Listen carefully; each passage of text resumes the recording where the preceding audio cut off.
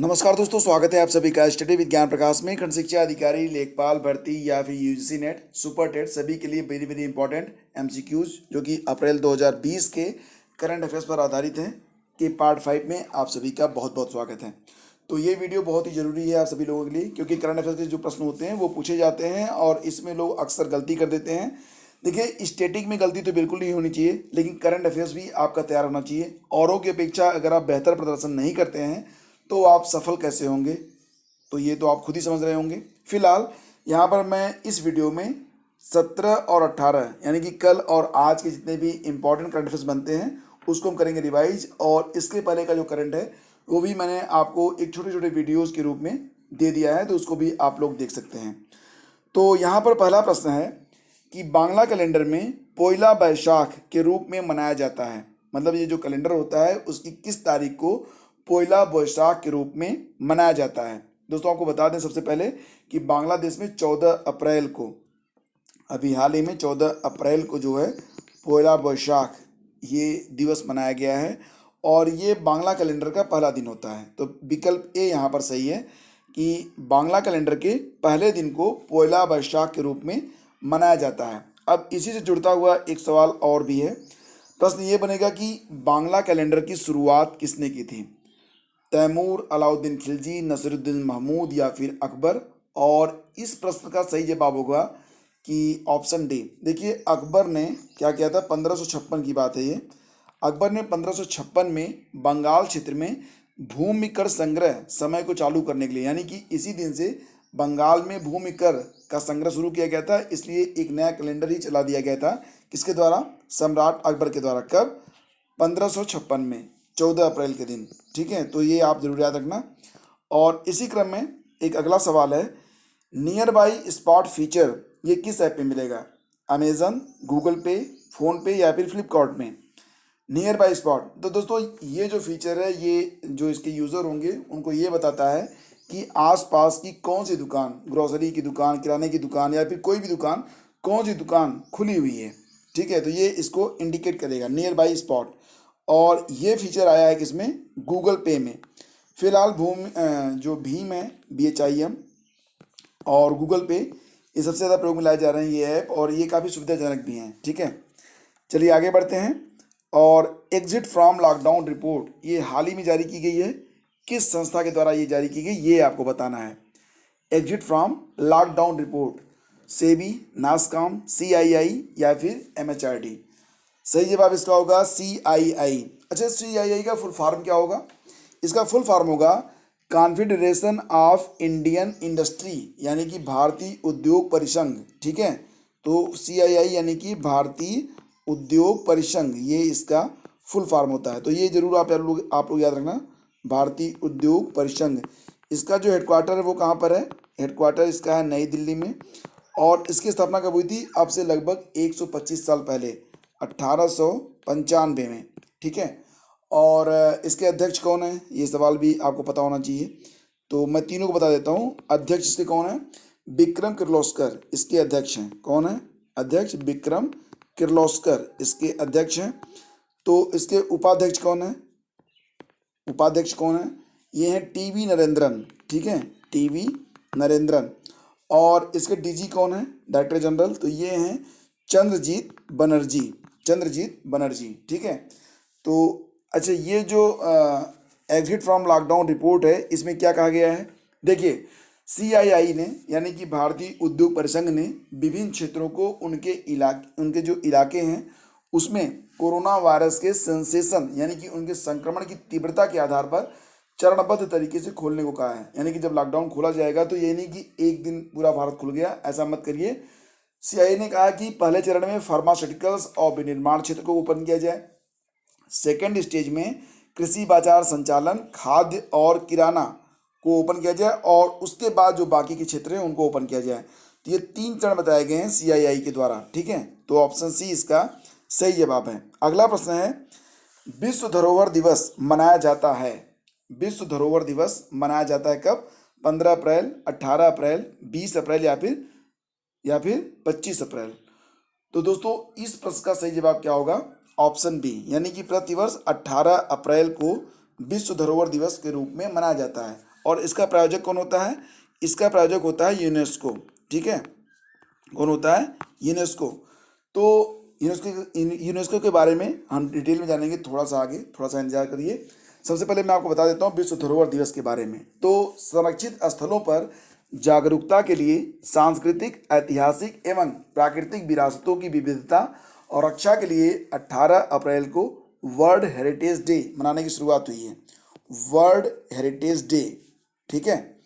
तो ट्यूनीशिया में international council of mountains and site द्वारा आयोजित एक संगोष्ठी में 18 अप्रैल 1982 को विश्व धरोहर दिवस मनाने का सुझाव दिया गया था और नवंबर 1983 में 1983 में यूनेस्को के सम्मेलन के 22वें सत्र में हर साल 18 अप्रैल को वर्ल्ड हेरिटेज डे के रूप में मनाया जाता है। ठीक है, चलिए आज है 18 अप्रैल। तो आज से जुड़ा हुआ एक बड़ा सवाल मैं रखता हूँ आप लोगों के सामने। विश्व वैज्ञानिक यानी कि विश्व प्रसिद्ध वैज्ञानिक अल्बर्ट आइंस्टीन की पुण्यतिथि कब मनाई जाती है? तो 14 मार्च, 18 अप्रैल, 20 अप्रैल या फिर अन्य?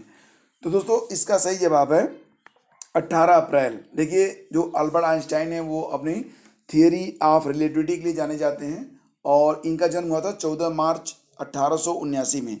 14 मार्च 1879 में इनका जन्म हुआ और मृत्यु हुई थी कब? 18 अप्रैल 1955 को। ठीक है, अब देखिए इनको आप कैसे याद रखेंगे, मैं एक आपको ट्रिक बताता हूँ। आप ना एक दूसरे को रेलिवेंट कर लेते हैं और उसके बाद ये सारी तारीखें आपको याद हो जाएंगी। कैसे? जैसे कि अगर हम बात करें यहाँ पर अल्बर्ट आइंस्टाइन के बारे में, तो इनका जो जन्म हुआ था वो कब हुआ था? ये हुआ था 14 मार्च 1879 में। ठीक है, ये हो गया। अब महात्मा गांधी का जन्म कब हुआ था? महात्मा गांधी का जन्म कब हुआ था? तो महात्मा गांधी का जन्म हुआ था 2 अक्टूबर, कब? 1869। तो इसका मतलब क्या हो गया कि अल्बर्ट आइंस्टाइन महात्मा गांधी से 10 साल छोटे थे। ठीक है, अब बात करते हैं स्वामी विवेकानंद के बारे में। स्वामी विवेकानंद, इनका जन्म कब हुआ था? इनका जन्म हुआ था 12 जनवरी 1863 में, यानी कि महात्मा गांधी से 6 वर्ष बड़े थे स्वामी विवेकानंद। और अब इसी से संबंधित एक सवाल और करते हैं। सुभाष चंद्र बोस का जन्म कब हुआ था? तो क्या सुभाष चंद्र बोस इन सबसे छोटे थे या इनके मतलब समकक्ष थे?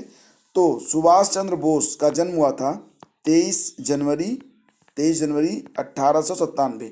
तो मतलब सबसे छोटे थे सुभाष चंद्र बोस। तो ऐसे याद रखिए कि अल्बर्ट आइंस्टाइन महात्मा गांधी से 10 वर्ष छोटे थे और जो आपके स्वामी विवेकानंद हैं ये महात्मा गांधी से 6 वर्ष बड़े थे। सुभाष चंद्र बोस सबसे छोटे थे। ठीक है, अल्बर्ट आइंस्टाइन से भी छोटे थे और इनका जन्म हुआ था कब? 1897 में। ठीक है, तो इस प्रकार से आपको सारी तारीखें याद रहेंगी और सारे फैक्ट आपको याद रहते हैं। किसान रथ अभी हाल ही में लॉन्च किया गया एक ऐप है, इसे किसने लॉन्च किया है ये आपको बताना है। किसान रथ, तो देखिए ये जो किसान रथ ऐप है ये आपको प्ले स्टोर में मिल जाएगा। ये ठीक उसी तरह काम करता है जैसे ओला और उबेर का ऐप काम करता है और कृषि मंत्रालय के मुताबिक फिलहाल इस ऐप पर कुल 5 लाख से ज़्यादा जो वाहन है वो उनका डेटाबेस इसमें मौजूद है। कितना? 5 लाख से ज़्यादा। ऐप का मकसद क्या है? ऐप का मकसद उन किसानों को अपना सामान ले आने में मदद करना है जिनके पास या तो अपना कोई ट्रांसपोर्टेशन नहीं है या फिर लॉकडाउन के चलते वो इसका इस्तेमाल नहीं कर पा रहे हैं। तो केंद्रीय कृषि मंत्री कौन है ये बताइए, ये भी बताइए आप कि केंद्रीय कृषि मंत्री कौन है? तो ये हैं नरेंद्र सिंह तोमर। ठीक है, जिन्होंने इस ऐप को लॉन्च किया है। तो ये किसके द्वारा लॉन्च किया गया है? ऑप्शन सी, केंद्र सरकार के द्वारा। तो विकल्प सी हमारा सही जवाब होगा। भारत किस देश से हार्पून एंटीशिप मिसाइल और टारपीडो खरीदने जा रहा है? हार्पून एंटीशिप मिसाइल यानी कि जो मिसाइल शिप होती है उसको नष्ट करने में ये मदद करेगा और टारपीडो, तो ये सौदा किया गया है अमेरिका के द्वारा। एक बात आपको शायद पता ना हो और वो बात क्या है? वो बात ये है कि भारत को संयुक्त राज्य अमेरिका द्वारा 2016 से ही प्रमुख रक्षा साझेदार के रूप में मान्यता दी गई है और इसीलिए भारत को 155 मिलियन डॉलर की लागत से harpoon block second air launch missile और टारपीडो का नाम क्या है? EMK-54 all round light weight torpedo की बिक्री को मंजूरी दी गई है। ठीक है, EMK-54 all round wait torpedo. देखिए ये सारी जो पीडीएफ होगी ये आपको हमारे टेलीग्राम चैनल से मिल जाएगी, तो आप लोग टेलीग्राम चैनल को ज्वाइन कर सकते हैं। और अगर जितनी डिटेलिंग के साथ मैं पढ़ाता हूँ, सारी डिटेल्स के साथ आपको हमारा ये पीडीएफ चाहिए, तो उसके लिए आपको हमारे चैनल को ज्वाइन करना होगा। उसके बाद आपको सारी डिटेलिंग वाली पीडीएफ भी मिल जाएगी। और जो लोग पेड मेंबर हैं तो वो लोग कृपया कम्युनिटी टैब को जरूर चेक किया करें, वहाँ पर उनके लिए स्पेशल जो स्टडी मटेरियल है वो पोस्ट कर दी जाती है। किस मंत्रालय ने सहयोग मोबाइल एप्लीकेशन जारी किया है? ये अगला प्रश्न है कि किस मंत्रालय ने सहयोग मोबाइल एप्लीकेशन जारी किया है। और इसमें से सही जवाब क्या होगा, मैं आपको 3 सेकंड देता हूँ, बताइए। कोविड-19 बीमारी के व्यापक कवरेज और सुरक्षा के लिए यह जो मोबाइल एप्लीकेशन है ये लॉन्च किया गया है, जी हाँ, विज्ञान एवं प्रौद्योगिकी मंत्रालय के द्वारा। तो विकल्प बी हमारा सही आंसर है। चित्रा-जीन लैंप यन क्या है? 3 सेकंड देता हूँ मैं आपको। चित्रा-जीन लैंप यन क्या है? उम्मीद करता हूँ कि इसको आप गैस कर लेंगे। सही जवाब है ऑप्शन ए, कोविड-19 नैदानिक किट है ये। और इसको किसने बनाया है? इसको बनाया है चित्रा तिरुनल इंस्टीट्यूट। चित्रा तिरुनल इंस्टीट्यूट जो कि केरल में स्थित है के द्वारा इसे बनाया गया है। इसकी कीमत 1000 रुपये रखी गई है। और ये क्या करता है, ये real time polymerase chain reaction, जिसको आप कहेंगे RT-PCR, real time polymerase chain reaction को आधे समय में ही ये जांच देता है। ठीक है, तो ये बनाया गया किसके द्वारा? बनाया गया है Chitra Tirunal institute for medical sciences and technology, Kerala के द्वारा। ठीक है, चलिए आगे बढ़ते हैं। भारतीय रेल परिवहन दिवस अभी हाल ही में मनाया गया, कब? और दोस्तों इस प्रश्न का सही जवाब होगा ऑप्शन बी, यानी कि 16 अप्रैल को। 16 अप्रैल को क्यों मनाया गया? क्योंकि 16 अप्रैल 1853 में, कब? 16 अप्रैल 1853 में मुंबई से ठाणे पहली रेल चली थी। कितनी दूरी चली थी? 34 किलोमीटर चली थी। अच्छा, वर्तमान में रेल मंत्री कौन है? ये हैं पीयूष गोयल। और वर्तमान में रेलवे बोर्ड के चेयरमैन कौन है? ये हैं विनोद कुमार यादव। और स्वतंत्र भारत के पहले रेल मंत्री कौन थे?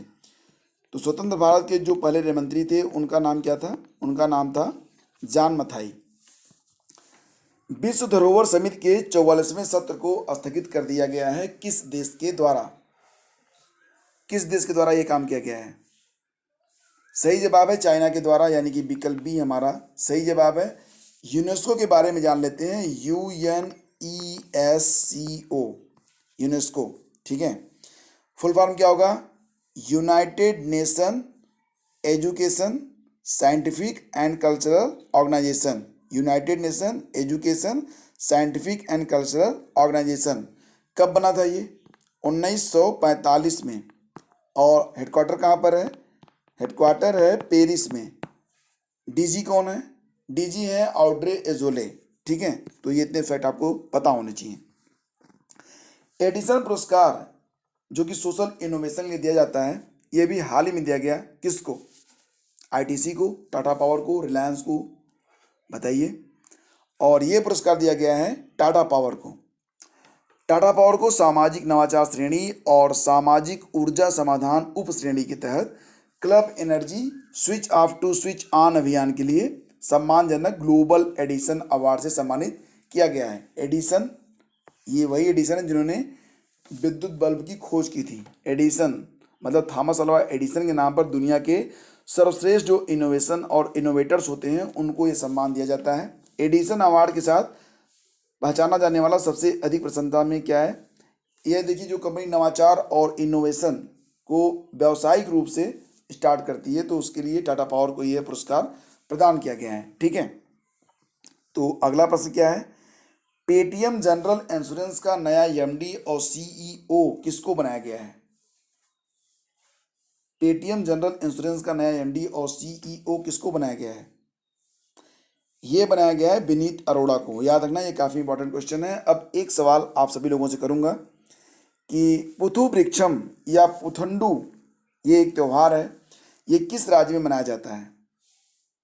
पुथु वृक्षम या पुथंडू, तो ये प्रश्न का जवाब आप हमें कमेंट करके देंगे। चैनल को अगर आपने अभी तक सब्सक्राइब नहीं किया है तो सब्सक्राइब कर लीजिए, बेल आइकन को जरूर प्रेस कीजिएगा।